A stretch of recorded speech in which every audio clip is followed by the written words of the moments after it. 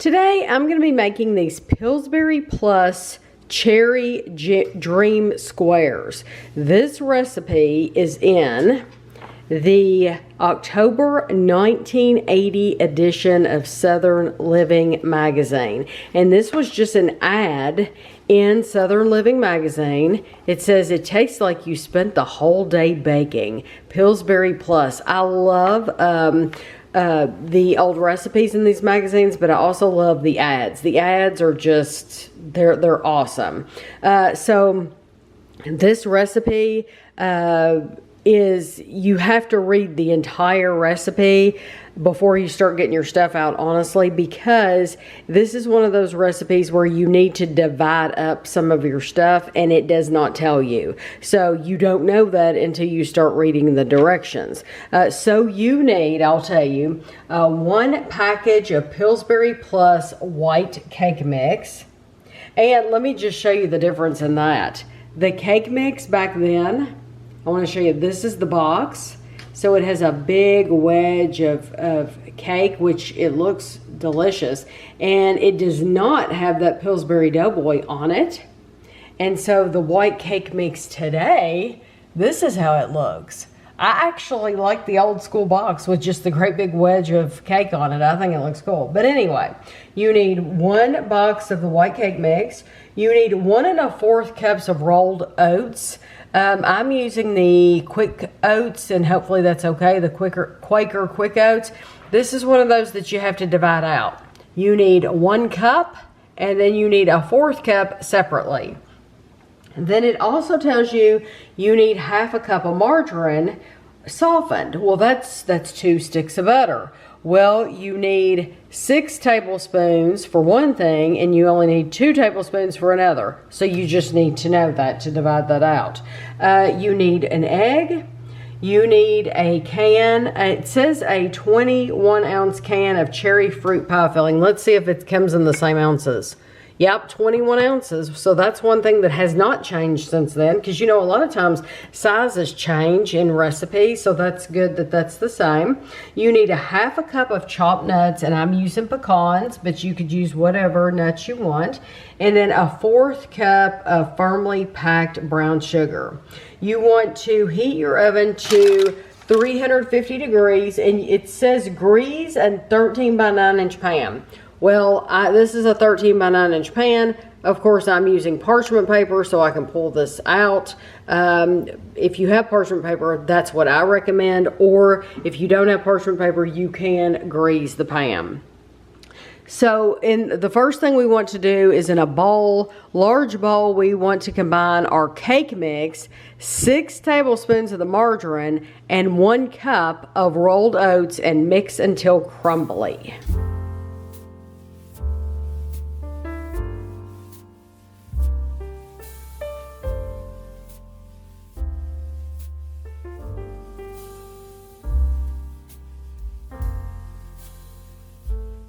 So now out of this crumb mix, we want to take 1 cup,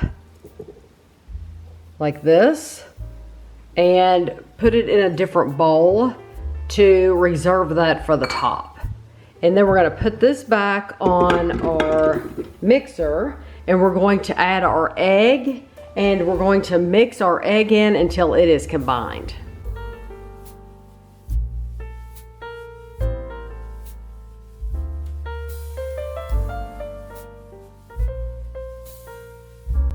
We want to press this mixture into the bottom of our prepared pan.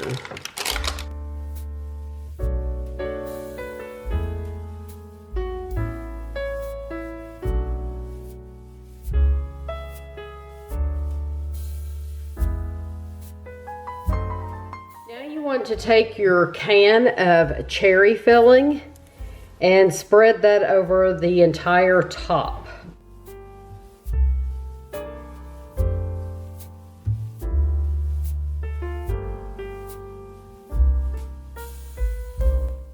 So now we've come back over to our mixing bowl, and we want to put in that cup of crumb that we kept, And to that, you want to add basically the rest of the ingredients you have. You want to add your oats, your brown sugar, the nuts, and the 2 tablespoons of butter, and mix this together.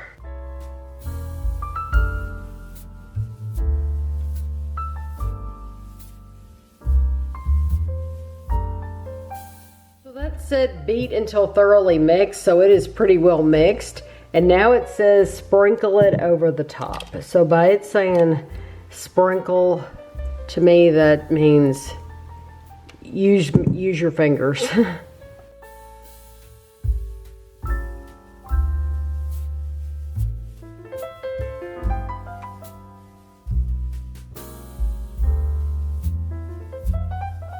Now it says bake at 350 for 30 to 40 minutes or until golden brown. So I am going to set my timer for 35 minutes and then we'll be back.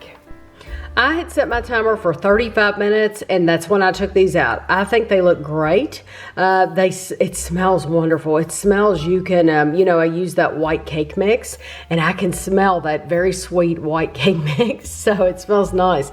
So it smells like a cake's been baking. But we're supposed to let these cool completely before cutting. So I'm going to let them cool completely and then we'll be back.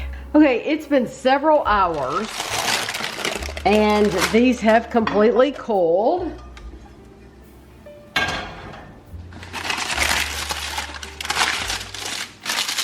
And believe it or not, the recipe does not tell how many pieces you're supposed to get. So I think 4. You mean literally 4 pieces in the whole thing? Cut it into half. Just 4 each. pieces.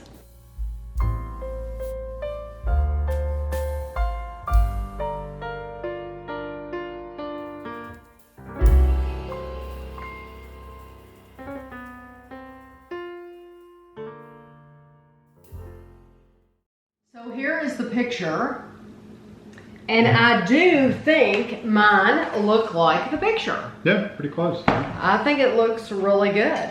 So it says it tastes like you spent the whole day baking. Pillsbury Plus. In fact, these heavenly tasting cherry dream squares take you hardly any time at all, and people delight in their sweet cherry filling sandwiched by crunchy nuts and tasty oats.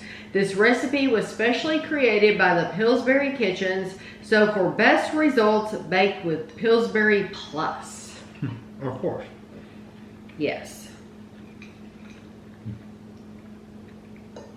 I love those cherries. I like cherry anyway. I like cherry desserts, cherry pie. I actually prefer this to a cherry pie. This is better. I agree.